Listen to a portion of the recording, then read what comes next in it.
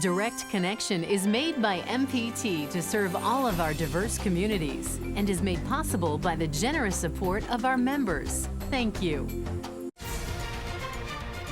Live from Maryland Public Television, this is Direct Connection with Jeff Salkin.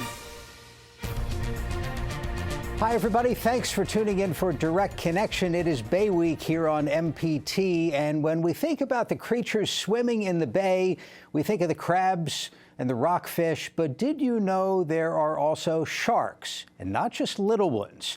Joining us tonight to talk about the biggest fish in the bay, our natural resource biologist Angel Willey of the Department of Natural Resources, and here in the studio is Alan Henningsen of the National Aquarium. Thanks to both of you for being with us. Angel, if I could start with you, in the entirety of the Chesapeake Bay, how many species of sharks are there? Well, there's been 12 species reported in the entirety of the Chesapeake Bay. In Maryland, we've had 3 species. Why are they here, and what do they eat? Well, they're probably following bait fish up here, menhaden. They might be eating some stripers, some crabs. A few years ago, WJLA-TV had a story, and they kindly lent us the footage of a couple of bull sharks that were caught off Point Lookout in southern Maryland, near where the Potomac meets the bay. And these are no small sharks. I mean, these appeared to be 6, 7, 8 feet long. Alan, how unusual is that? Bull sharks can go all the way from complete saltwater into complete freshwater, found in many river systems. So it's not a really surprise. When the summer gets warm, they move up the coastline, and they can move up places like you said, Patuxent, Choptank, off Point Lookout, places like that. And what are they? I mean, a shark that big, what is it here to eat? I mean, there's pretty big rockfish around there, I guess. Correct. A lot of what Angel's already touched on. Occasionally we eat other smaller sharks as well as rays too. You can prey on those as well. So typically they're very opportunistic. So if it's striped bass, they'll take it. Menhaden, cow-nose ray, smaller bull shark, things like that. Anybody keep records of like the biggest shark ever caught in the bay? I do not know, but there's the larger ones and more numerous are further down south in the bay, and then you get to really big ones down there. Let me remind our viewers, if you have a question or a fish tale to tell us about sharks in the bay, give us a call. We'll have the number up on the screen. You can also tweet us. Our Twitter address is @MPT News. Just include that in your question. So, Angel, from your experience, what's the biggest shark you've heard of in the bay? It seems like the average has been around 8 feet, and I've actually heard of them being all the way up north around the Susquehanna Flats area, Aberdeen Proving Ground. Bull sharks. That was mostly in drought years. Yeah. All right, so that might be a little bit scary to some people. Do humans have to worry about this? In Maryland's portion of the Chesapeake Bay, not really. You know, just a little bit of common sense when you're out at the beaches and out and boating and that sort of thing. Yep. What would you say, Alan? You've been around sharks for a long time. Well, a lot that she just touched on, there's never been an undocumented shark attack in Maryland waters. So that's one thing that goes for her favor, but people use common sense. You don't want to swim around where they're cleaning fish, and now that's interesting. So if there's something in the water that might attract, and sharks are attracted by blood? Not just blood, but a lot of stimulus produced by a wounded fish, the movements and other fluids and chemicals that are produced from injured fish like that. Let's grab a phone call. This is Albert in Prince Anne's County. Albert, thank you for the call. Go ahead. Hi, how you doing? I'm good. How are you? What's your question, sir? I was curious what DNR might be doing about the snakehead population in, like the Blackwater River in Dorchester County. All right. Thank you for the phone call. Angel, now, I don't know if that's your area of expertise, but I recently saw something about the snakeheads have not turned out to be as big a problem as it was first thought when they appeared here. Yeah, unfortunately, that's not my subject area anymore, so I can't really answer that question. Well, we'll save that one for next time. How much are these sharks migratory? I mean, is there a population that's year-round in the bay, or they come in the summer and head out in the fall? We don't really have a lot of information about sharks in the Chesapeake Bay, but they are migratory and they do travel. Alan, any colonies that are here all the time? Not in terms of sharks, much like Angel said. But once you get up this far to where the salinity barrier breaks off, you get bull sharks. If you move further south in, where the little bit higher salinities, you get sandbar sharks, which is actually the most abundant shark in the entire Chesapeake Bay. But even then, that's an important nursery ground for them. The females will come and drop their young, then they leave, then the young will leave at the end of the summer, then they overwinter south off of Hatteras, things like that. So where did you say the nursery area was? Lower Bay. Chesapeake Bay. Okay, yeah, like just how inside far? the mouth. Not too far. It's not too far. Angel, you were jumping in? Yeah, we also have them in Tangier Sound. Yeah. We've had some reports and some confirmation through photographs and other DNR biologists of having sandbars in Tangier Sound and Fishing Bay area. So it's important to know that, as you said, there's no record of any human being being attacked, but the population, frankly, before looking into this, I would have guessed the population of sharks in the bay at a handful. And if you count the sandbar sharks, Alan, it may be hundreds, thousands. About thousands, but you get down there where it is important pumping ground. But like she said, and then certain other times, if there's a drought year, salinity is a lot higher, even that far up, you can have even movements further north, depending upon salinity for other species. Let's grab a phone call. Anne Arundel County, this is Arthur. Arthur, thank you for the call. Go ahead. Hi. I didn't have a question or anything, but I think the sharks in the bay, maybe the more sharks, the better. It's just a sign the bay is getting cleaner. The bay is a section of the ocean, and plus if we tell the public there's sharks in the bay, we'll have a bunch less power boaters throwing their beer cans in it. It's just going to get cleaner. And every time it freezes, if the bay could freeze again, because every time it froze, no boats went out, and it was cleaner the following year. The Earth has places in Africa and stuff where clouds actually wash against marshes and moss. The Earth cleanses itself. Arthur, let me get a reaction to that. Some interesting points. Thank you very much. Is it a barometer of the health of the bay a little bit? But at the same time, they're going out and they're eating the rockfish and so forth. Well, in a healthy ecosystem, you have a balance of predator and prey. And sharks are very important in ecosystems and helping keep prey populations in check. So he actually makes a very valid point. If you have sharks, it's a sign of a healthy population, not of sharks themselves, but the entire ecosystem.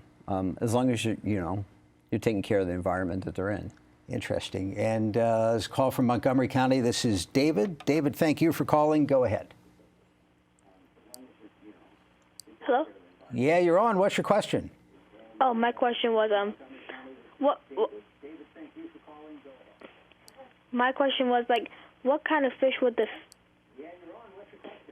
What kind of fish would the sharks eat? Like... Very good. Think we got it. David, thank you very much. Angel, any data on what they're eating? And are there crabs as well? Well, there's literature supporting that sandbar sharks will eat blue crabs, but like Alan was saying earlier, they're opportunistic feeders.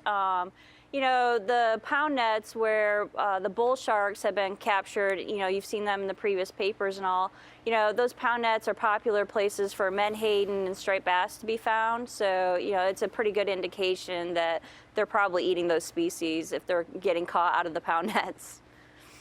Alan, the exhibits at the National Aquarium, the shark exhibits have always been among the most popular parts there. What do you have swimming around tonight? In our Shark Alley exhibit, we have sand tiger sharks, and we have sandbar sharks, we have nurse sharks, and we also have two large species of rays, rough-tailed stingray, as well as large-toothed sawfish. What's the crowd pleaser shark in there? I would have to say sand tiger just because they're fearsome appearance, even though they're not fearsome at all. But they're large-sized sharks and their teeth protrude just the way they're made. Let's take a phone call from someplace. I don't think any sharks, at least this kind, have been sighted before. Washington, D.C. This is Kenny. Kenny, thanks for the call. Go ahead. Yeah, hey, back in the day, the oysters in the Chesapeake Bay used to filter all the water in the Chesapeake Bay like every 3 or 4 days, and then it's increased, I understand, to like once every 90 days or so. What's the ratio of it now? How often do the oysters clean the bay, and what can be done to try to seed it to make it actually, increase and help clean itself? Kenny, thank you very much for that. And Angel, I know you're not the shellfish expert, but I'll use that to ask you, in terms of the fisheries work that you've been doing lately. Before we go, what's the most interesting, most important thing happening from your standpoint? I think one of the most important announcements that's come out recently is that the black sea bass population has been found to be stronger than the previous assessment. Very good. Angel Willey of the Department of Natural Resources, Alan Henningsen of the Baltimore Aquarium, the National Aquarium in Baltimore. Great spending time with you. Thanks very much. Thank you very much for having me. Thank you. Coming up tonight, preventing and treating liver disease. We'll be right back.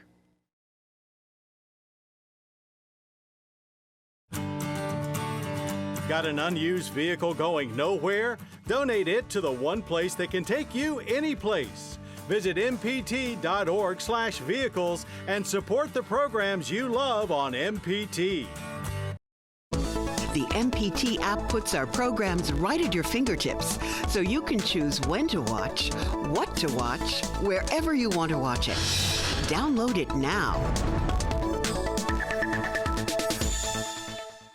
What happens in Japan and Asia matters to me. With NHK World's newsroom in Tokyo, I get the news live from Japan right at the start of my day. New ideas come out of Asia all the time. NHK Newsline reports on business, technology, and world events from Tokyo to Bangkok. Once in the morning gives me a heads up on the competition. Every hour on the hour, the news I want from Asia. Watch NHK World now on Comcast Channel 268 and Verizon Channel 480. Are you turning 70 and a half this year? If so, you generally have to start spending down your retirement account. Even the minimum distribution can place you in a sticky situation. Luckily, you can now use your IRA to make tax-free gifts. Gifts up to $100,000 will never count as income, but always make a difference. That's icing on the cake. Make your gift for this year before December 31st. Visit mpt.org/support.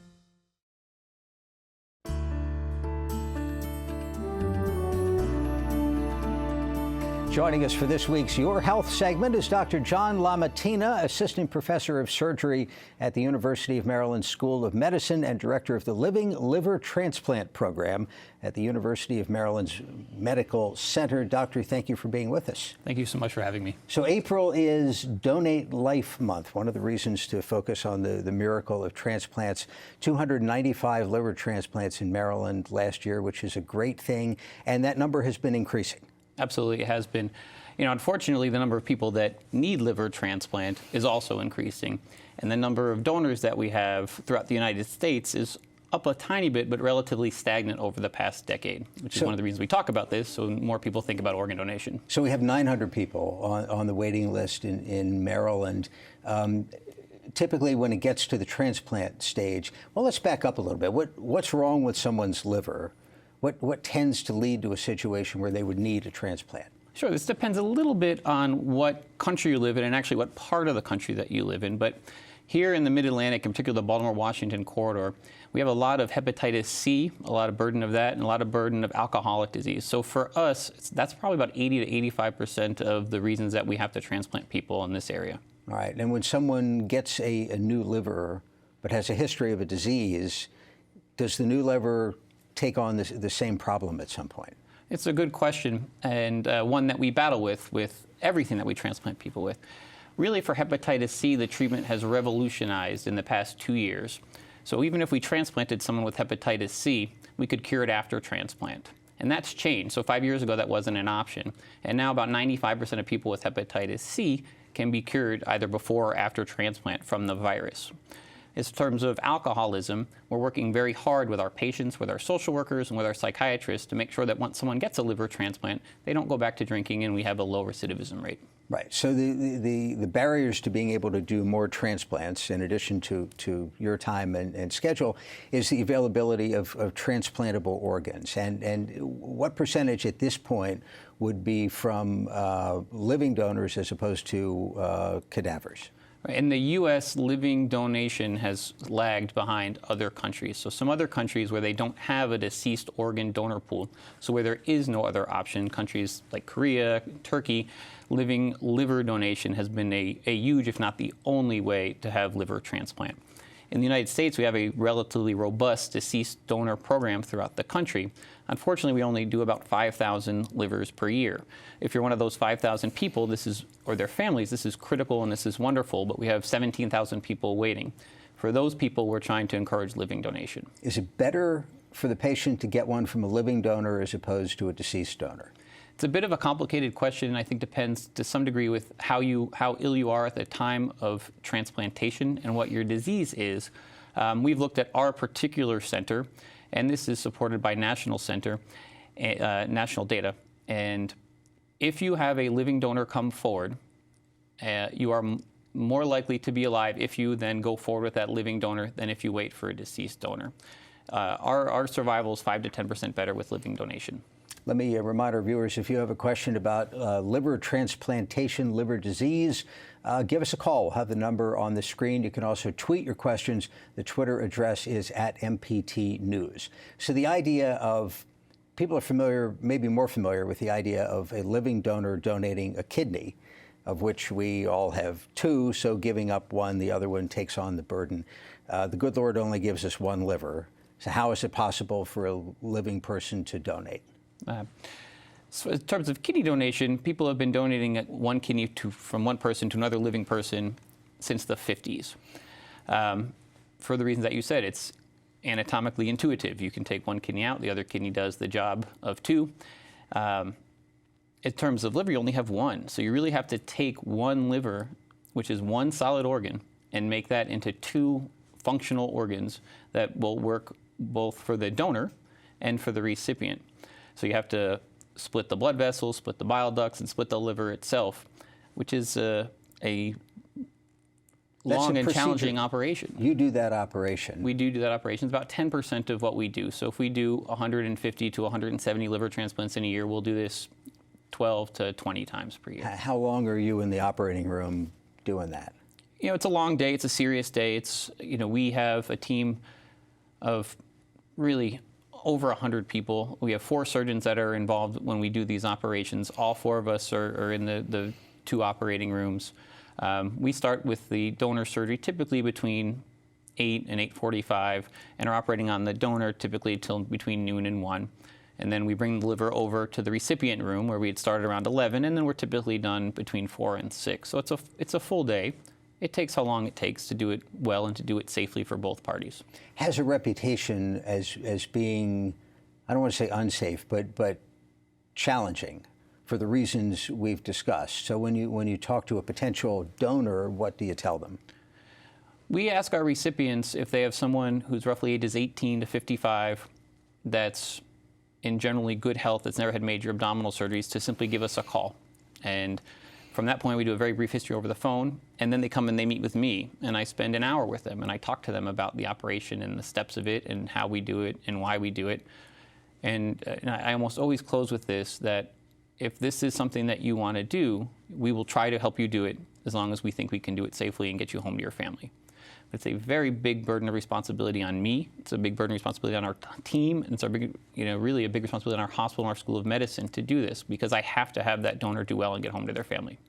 I want to talk a little more about the idea of that partial organ regenerating itself, which I think of like frogs being able to do that. But hold the thought a second. Let's take a phone call from Baltimore County. This is Antonio. Antonio, thank you for the call. Go ahead.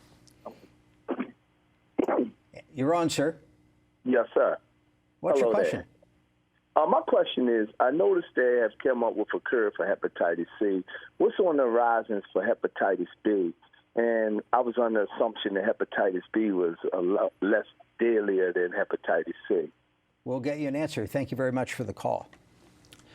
Hepatitis B in the United States does not have a big of an impact and burden as it does in other countries.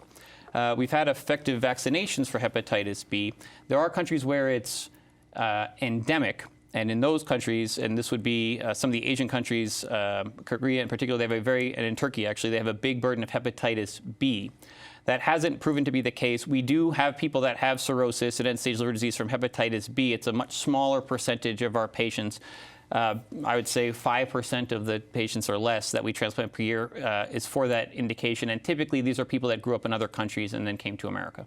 Okay, so the idea that you take a liver, which is like this long, something like that, and take half of it, and there's sort of a natural place to do that, right? So and then it grows back.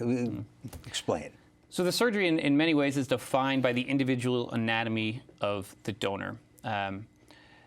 In general, there are two blood supplies that bring blood to the liver. In general, they each break off into a right side and a left side. And then there are 3 veins that drain the liver. And we typically go and divide the liver all on the plane of that middle vein.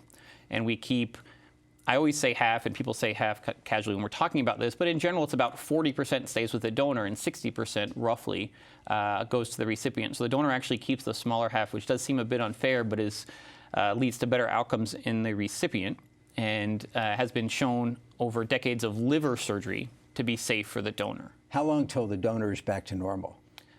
I tell them to really 2 to 3 months till they're back to normal. But by that, I mean full activities, back at work. They'll have a scar forever. It'll fade over time. But their energy levels will be back and things like that. I tell them to expect a hospital stay of roughly 5 to 7 days for the donor, a little bit longer typically for the recipient, depending on how ill they are coming into the operation.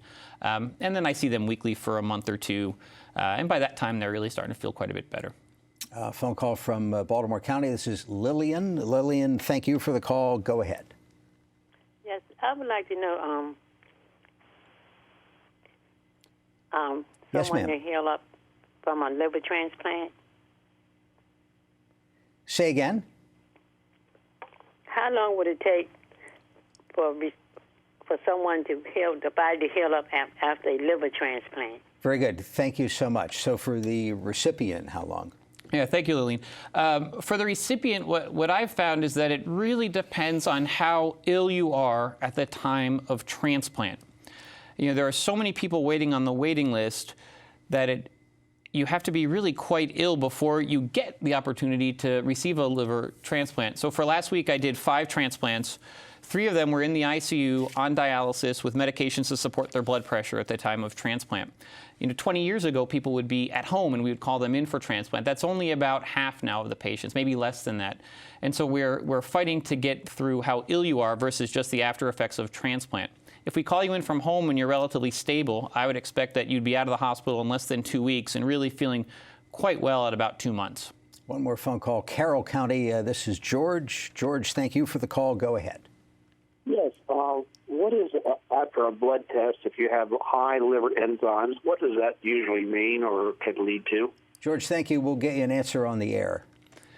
There are a number of enzymes that are kind of categorically referred to as liver enzymes. And they can mean a host of different things depending on which ones that we're talking about. So we will get patients that will call with this typically, and we'll ask them which of the individual enzymes are there.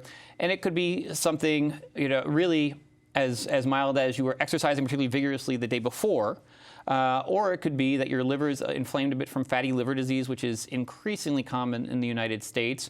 You can see abnormal liver tests from alcohol use or from things that are more serious. So when people have that, we typically repeat them. And then if they're still abnormal, patients might need a liver biopsy as the next step. We've talked a lot about the living donor procedure, but one of the things you wanted to talk about, particularly in April, is people becoming organ donors and having that on their driver's license. Right. This is a wonderful gift, and it's so easy for me to talk about this because it changes the recipient's life. But when you change the recipient's life, you change the lives of hundreds of people with one simple thing, and it's just an amazing thing to have for us as the surgeons to have a small part in this, to see what organ donation does. You know, the second that we're done with the operation, you know, tens, if not 100 people are getting phone calls about what happened. And it can take something very, very tragic, right? The death of a loved one. This is someone's child or parent or sibling or spouse, and going through just an absolutely terrible thing in their life.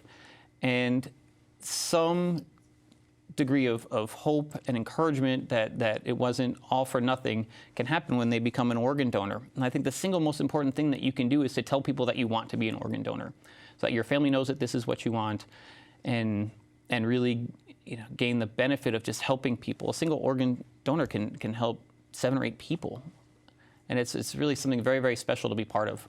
Dr. John LaMantina of University of Maryland School of Medicine, University of Maryland Medical Center. Doctor, thank you so much. Thank you for having me. Appreciate the time. Thank you for joining us for Direct Connection. We're back Thursday with Your Money in Business. We'll look at how people are becoming invested in the future of the Chesapeake Bay.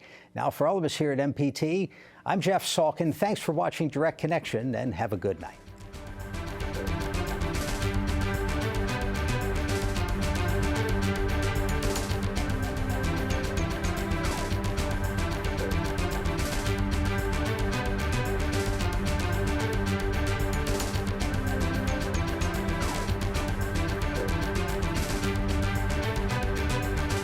Your health segments are a co-production of Maryland Public Television and the University of Maryland Medical System. This program was made by MPT to serve all of our diverse communities.